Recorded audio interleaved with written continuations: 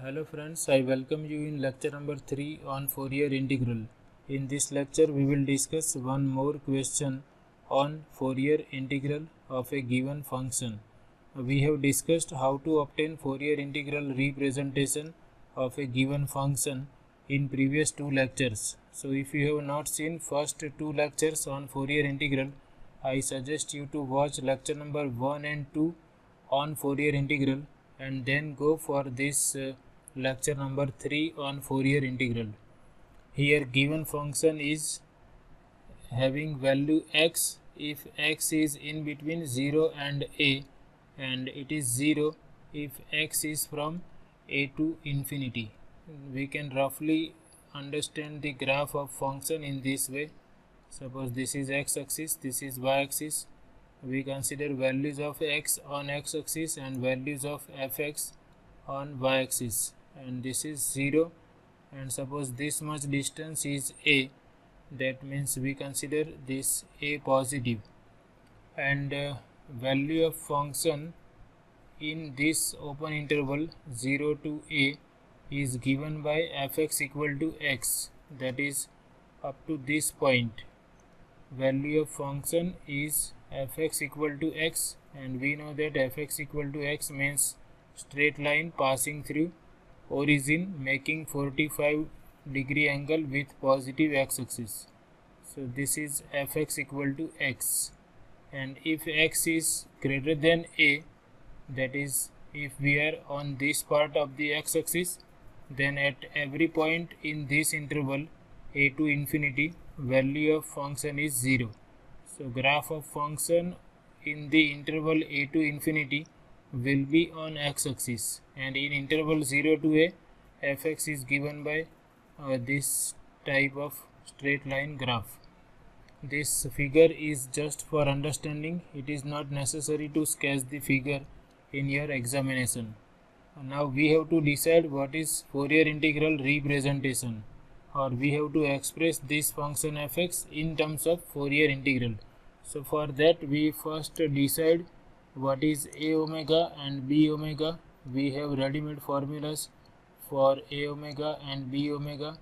A omega is given by 1 over pi integral from minus infinity to infinity fx times cos omega x integral with respect to x, and our function is defined in the interval 0 to infinity, and in 0 to a, value of function is x, and in a to infinity, value of function is 0, and nothing is specified in this part of the x-axis. So we will consider fx equal to 0 in this part, and we will write interval from minus infinity to infinity as minus infinity to 0 union 0 to a and union a to infinity, and we will consider in 0 to a fx equal to x, in a to infinity fx is 0.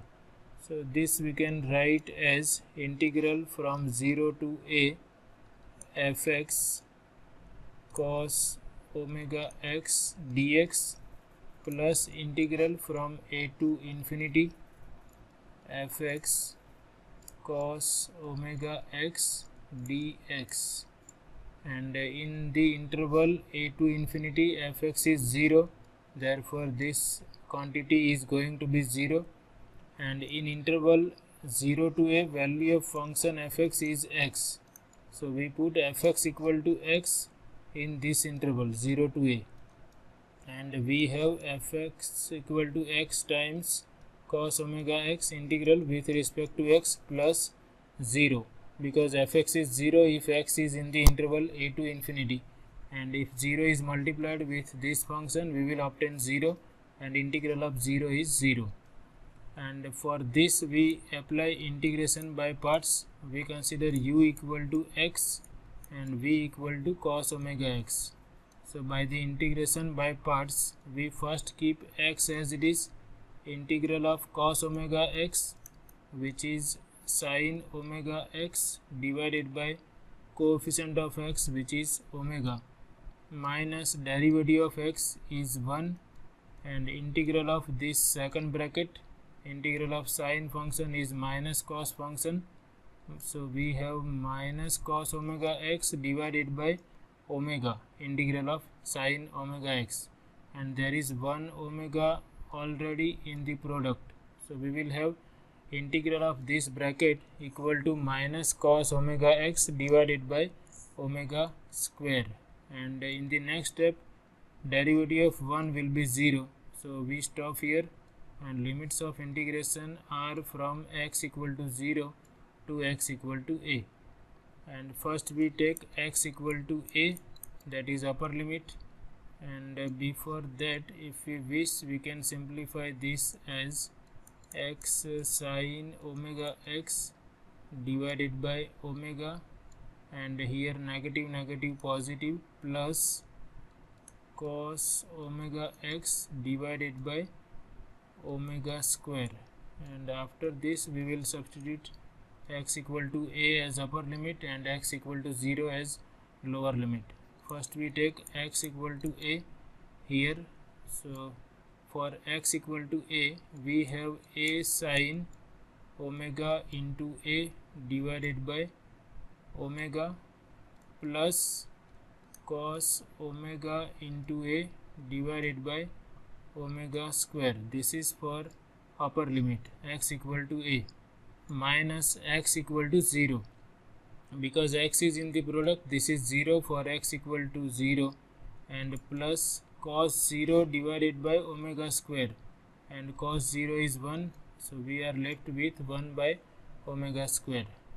And this we can simplify, we can rewrite all these terms as, suppose we require omega square LCM, this I can rewrite as a sine a omega sine omega a divided by omega square plus cos omega a divided by omega square, and minus 1 divided by omega square.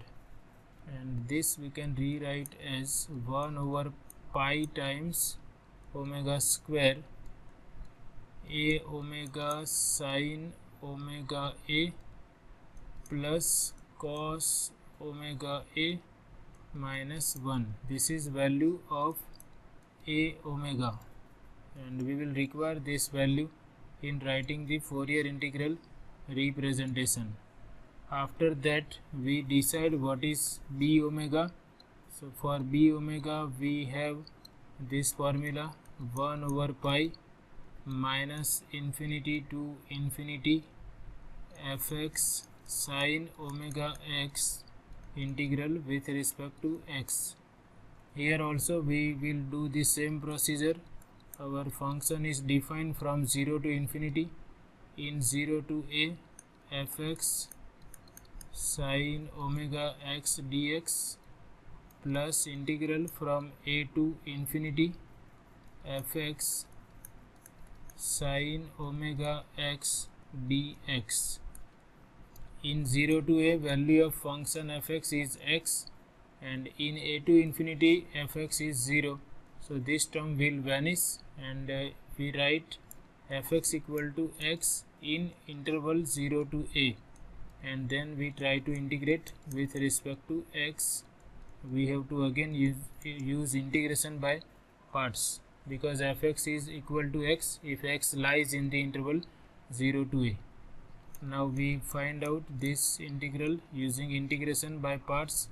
X as it is, integral of sine omega x is minus cos omega x divided by omega, minus derivative of x is 1, integral of cos omega x is sine omega x divided by omega, and there is 1 omega already in the product, so we have omega square.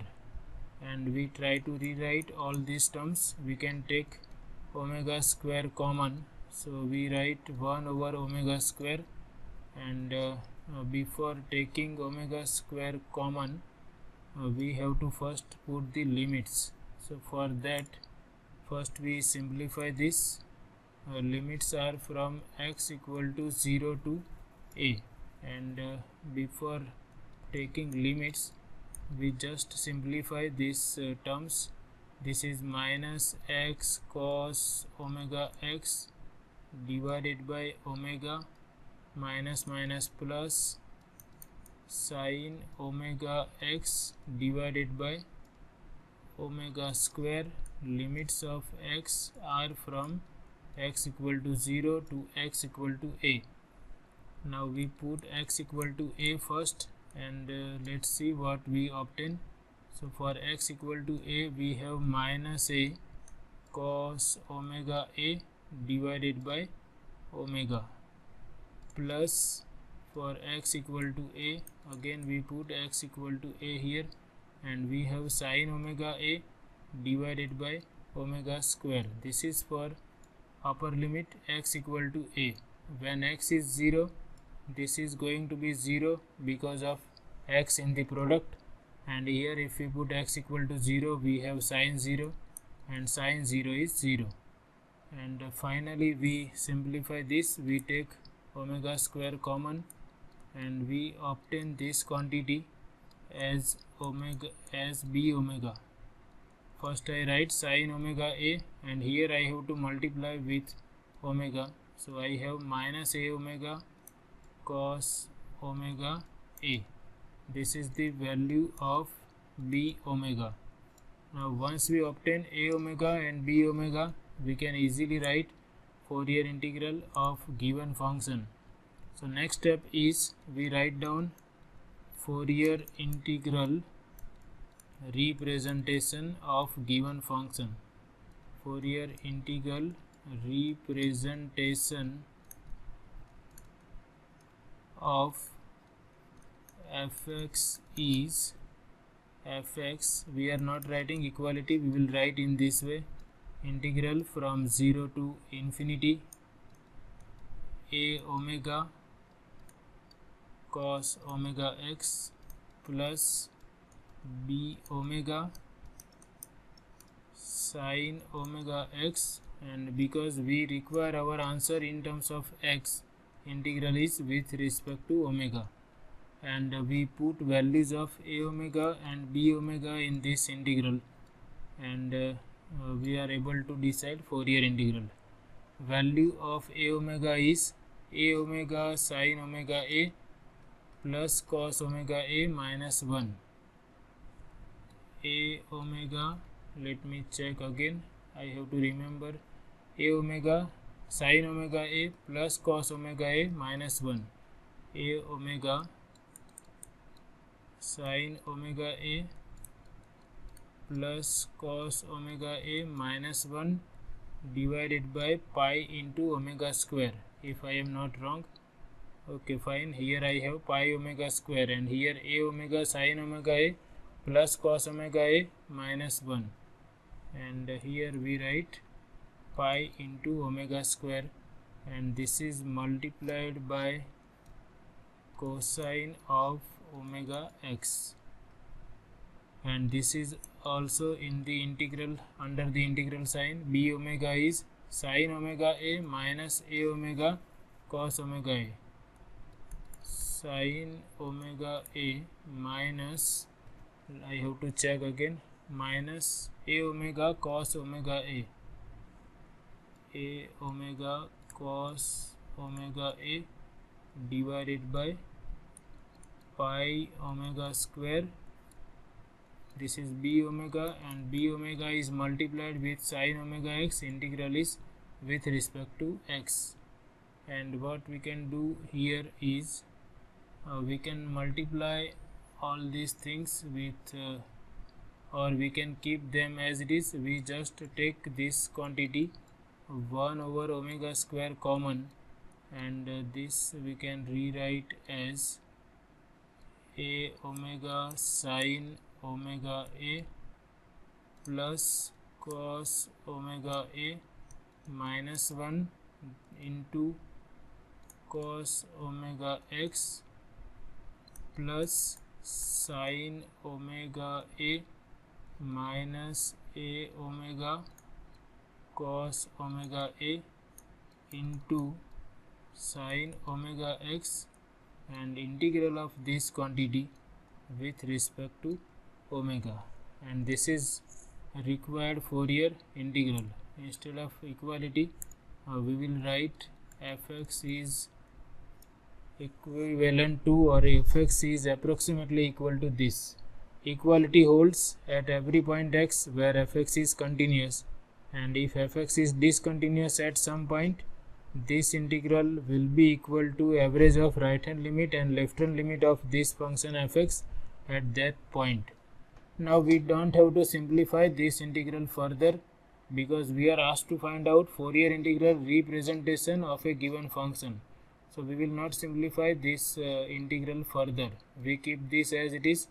This integral represents our function fx. So in this way you can easily decide what is the Fourier integral representation of a given function. You just have to remember these two formulas. A omega is 1 by pi minus infinity to infinity fx sin omega x, and a omega is 1 over pi minus infinity to infinity fx cos omega x dx, and then we substitute these two values in Fourier integral formula. Fourier integral formula is a omega cos omega x plus b omega sin omega x. Integral is with respect to omega, and if our function is continuous at every point, value of function at any point x will be equal to integral of this function at that point x, and if fx is discontinuous at some point, value of this integral at that point is average of right hand limit and left hand limit of given function fx at that point. So this is all about this session. In this session we have discussed this question which was asked in GTU Summer 2019 exam for 4 marks. So they always ask at least one question of Fourier integral in final GTU exam. So this is all about this session. Thanks for watching.